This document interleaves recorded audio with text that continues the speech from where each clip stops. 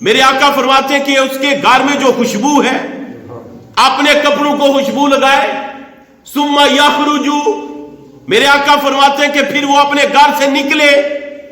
لا یفرق بین اثنین، فرمایا لوگوں کی گردنیں نہ پلانگے، جہاں پر اسے جگہ مل جائے بیٹھ جائے، فرمایا دو لوگوں کے درمیان نہ بیٹھے کہ ان دو لوگوں کو تنگی ہو، ثم یصلی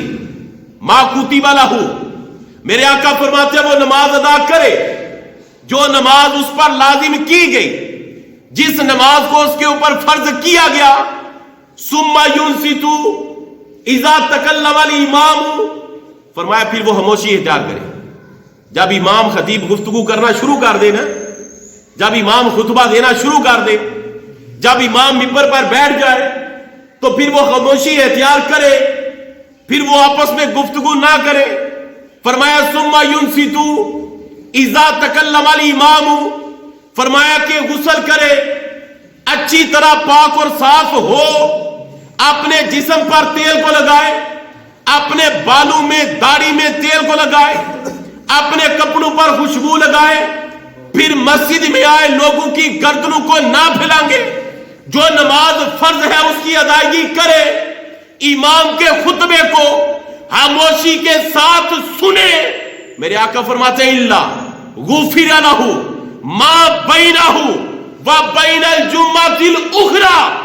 دو جمعے کے درمیان اس کے جو بھی گناہ ہیں رب سارے گناہوں کو معاف فرما دیتا ہے، سبحان اللہ سبحان اللہ، الا غفر لہ ما بینہ وبین الجمعۃ الاخری،